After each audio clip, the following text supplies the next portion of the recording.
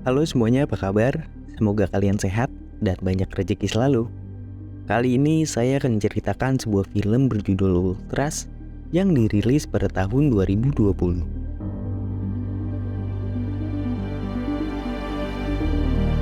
Awal cerita menunjukkan seorang pria bernama Russo Alessandro yang merupakan pimpinan dari grup supporter sepak bola. Ia berjalan menuju markasnya yang sedang merayakan pernikahan dari salah satu anggota supporternya yang bernama Apache. Dan inilah supporter Ultras Napoli yang dinamakan Apache.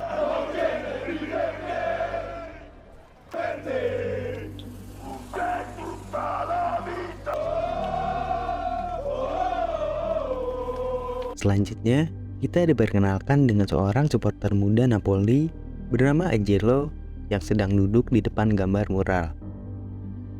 Lalu, beberapa rekan supporter Napoli lain menyebutnya untuk menonton sebuah pertandingan sepak bola. Mereka menaiki sebuah tembok tinggi dan berhasil sampai di stadion.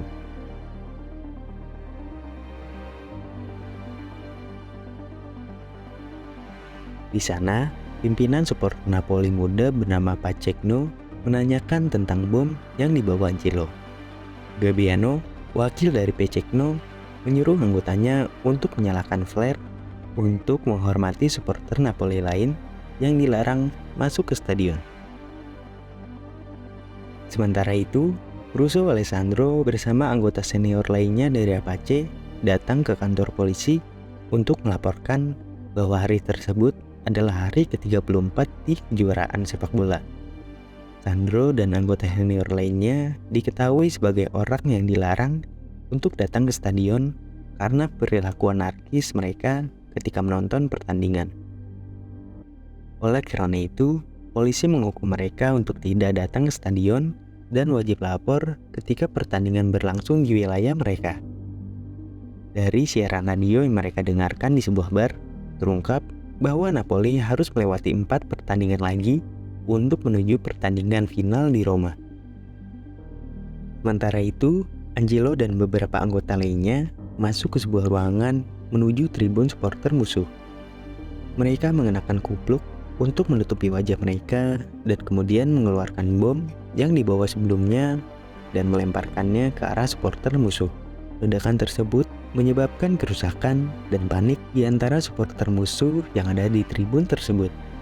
Setelah melakukan aksinya, Angelo dan teman-temannya mengejek supporter musuh dan kemudian berlari pergi. Pada malam harinya, Angelo datang ke rumah Sandro yang ternyata merupakan ayah kandungnya.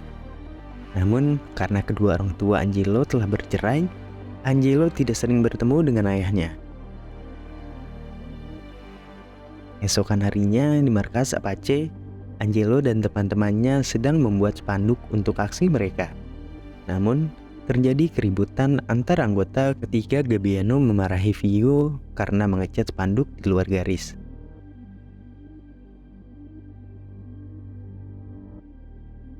Beberapa saat kemudian, Sandro dan anggota senior lainnya tiba di markas. Mereka melihat spanduk yang bertuliskan bakar ibu kota yang menunjukkan bahwa anggota muda dipimpin oleh mantan gangster yang bermaksud untuk datang ke ibu kota Roma dan melakukan aksi anarkis seperti yang pernah Sandro ajarkan di masa lalu. Namun, Sandro memutuskan bahwa siapapun tidak boleh datang ke Roma dan melakukan aksi anarkis. Selanjutnya, Sandro membawa Angelo ke sebuah tempat di mana dia menunjukkan spanduk besar yang berkaitan dengan logo dan spirit dari sepak bola. Sandro bercerita bahwa dia pernah ditikam di perutnya oleh lawan supporter mereka, yaitu Atalanta. Di sini juga terungkap bahwa Angelo memiliki seorang kakak bernama Sasa, seperti yang digambarkan pada mural di awal cerita. Namun, Sasa tampaknya telah meninggal.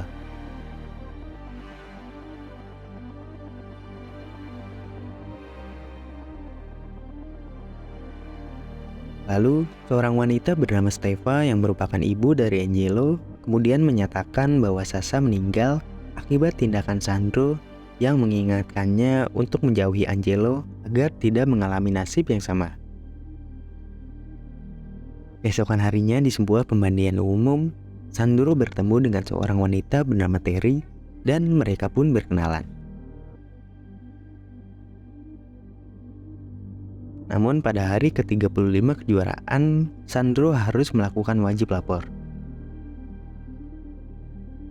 Di sana terungkap bahwa anggota yang dipimpin oleh Pecekno tetap membentangkan spanduk yang bertuliskan bakar ibu kota, meskipun Sandro dan anggota senior lainnya sudah melarang mereka. Ketika Sandro dan Terry akan pergi berkencan, Bara, pimpinan anggota senior lainnya, berniat untuk memberikan pelajaran pada Pecekno dan anggotanya karena melakukan aksi tanpa sepengetahuan mereka. Akhirnya, Sandro setuju untuk bergabung dengan rencana Bara dan membatalkan rencananya dengan Terry.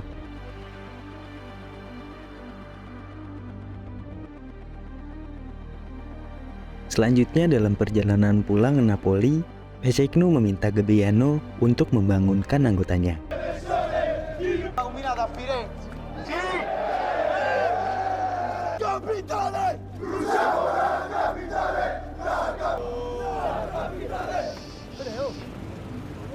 Setelah mereka sampai di markas, Sandro dan anggota senior lainnya juga tiba di tempat tersebut.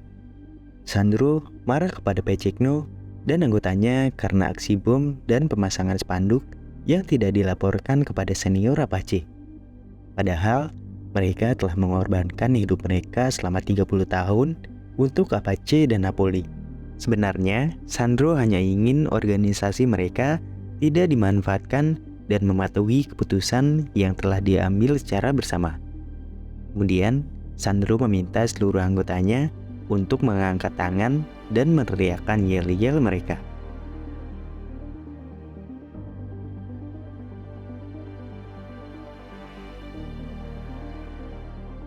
Setelah pertemuan tersebut, Sandro mengajak Angelo untuk menikmati kebab. Di sini, Sandro berusaha untuk menyayangi dan melindungi Angelo karena ia tidak ingin hal yang terjadi pada Sasha terulang kembali.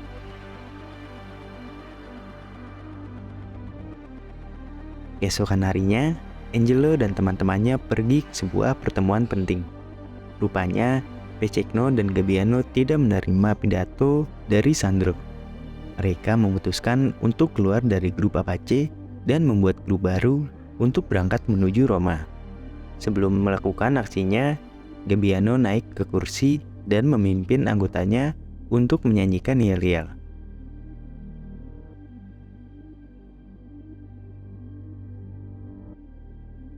Selanjutnya dalam sebuah pesta, Pecekno mencoba untuk mengajak Angelo dan teman-temannya untuk ikut dalam perjalanan menuju Roma untuk membalaskan kematian saudara Angelo yang bernama Sasha. Namun, Angelo menolak karena ia merasa bahwa tanpa adanya dukungan dari anggota senior, mereka tidak akan mampu melakukannya. Ini membuat Pecekno marah dan mengusir mereka.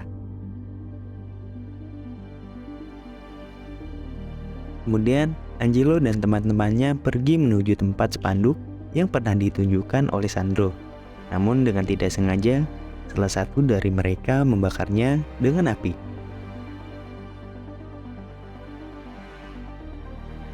Esokan harinya di hari ke-36 kejuaraan, meskipun pertandingan dilakukan secara tertutup, Sandro tetap harus melakukan laporan. Siang harinya, Angelo berusaha untuk membuat kembali spanduk yang telah terbakar. Namun, warna yang ia gunakan ternyata salah. Hal ini membuatnya marah pada teman-temannya, terutama pada yang membakar spanduk tersebut. Sementara itu, anggota senior yang berkumpul di markas berencana untuk membentangkan spanduk mereka. Namun, spanduk tersebut telah rusak karena terbakar. Lihat ini, Sandro segera pulang dan meminta Bara untuk tidak melakukan tindakan yang tidak perlu karena ia ingin memperbaiki hidupnya sekarang.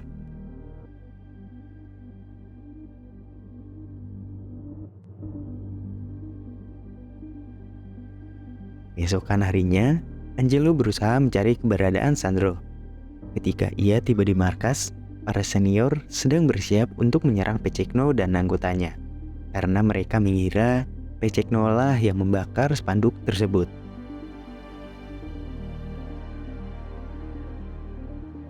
Setelah semua senior berkumpul, Sandro pun datang. Lalu, Bara menempelkan sebuah kalung rantai ke leher Sandro dan mereka bergerak menuju markas Pecekno.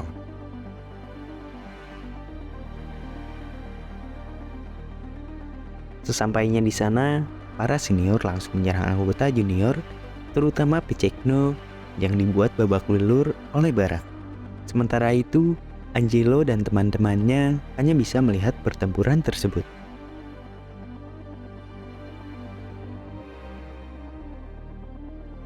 Lalu, Angelo berusaha untuk memanggil Sandro. Sandro yang sedang diliputi amarah kemudian bertanya apa maksud Angelo. Angelo kemudian mengungkapkan bahwa ia dan teman-temannya lah yang membakar spanduk tersebut. Sandro yang terpancing emosinya kemudian menyebut Angelo dan Sasa sebagai bajingan, lalu ia menampar Angelo. Selanjutnya, terlihat Pecekno terbaring di rumah sakit dan Gabbia meluapkan emosinya dengan menendang bola sendirian di sebuah lapangan yang bertuliskan tidak ada nama untuk Napoli. Pada hari ke-37 dalam kejuaraan, Sandro kembali mendatangi kantor polisi. Ia yang memiliki masalah dengan Terry mencoba meminta maaf padanya, namun malah diusir. Sementara itu, Angelo memutuskan untuk bergabung dengan Gabbia dan berangkat ke Roma. Gabbia dan anggotanya yang tersisa sedang berkemas menyiapkan peralatan untuk berangkat ke Roma, karena mereka sudah tidak terikat lagi dengan Apache. Tidak lama kemudian, Angelo dan teman-temannya datang ke markas Gabbia dan mengatakan bahwa mereka akan ikut ke Roma.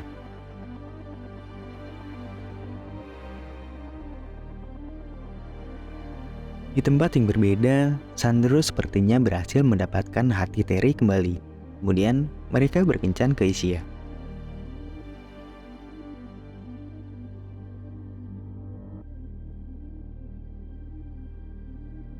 Pada malam harinya, Angelo berpesta di sebuah klub malam bersama teman-temannya dan terbangun di sebuah pantai. Sementara Steffa mencari keberadaan Angelo dengan mendatangi Sandro.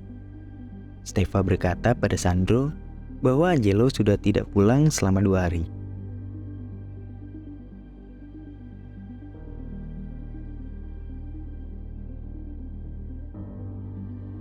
Selanjutnya, Gabbia dan kelompoknya berangkat menuju Roma menggunakan 2 mobil box.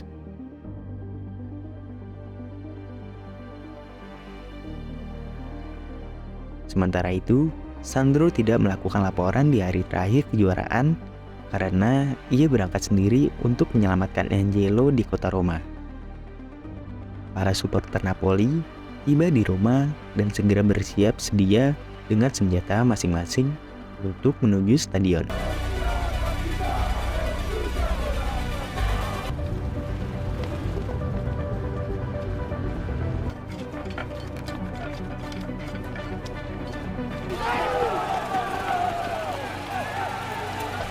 Saat tiba di stadion, mereka membuat keributan dengan melemparkan flare pada polisi yang sedang berjaga. Ledakan itu membuat Sandro mengetahui keberadaan mereka dan setelah mengajar para polisi di sana, mereka kemudian menuju supporter musuh. Namun, puluhan polisi lainnya datang dan mengadak. Di sisi lain, Sandro terus mencari keberadaan Angelo. Tiba-tiba, Angelo terkena ledakan gas air mata sehingga tidak sadarkan diri. Kemudian, Vio membawanya keluar dari area kerusuhan. Selanjutnya, Vio dan Angelo melompat ke dalam stadion. Sandro yang melihatnya kemudian berlari masuk ke dalam stadion. Namun, 2 orang polisi melihat Angelo dan Vio.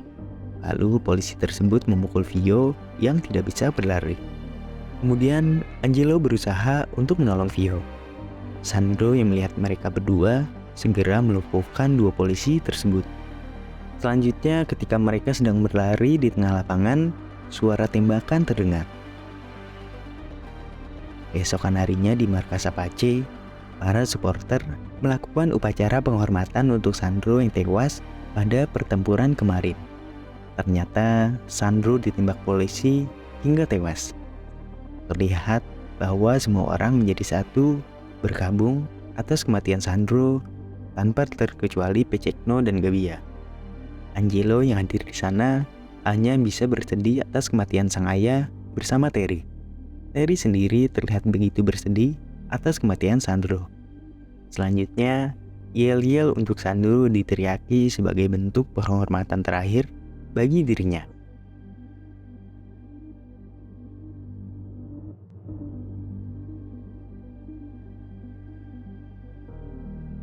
Segitu saja ulasan film kita kali ini.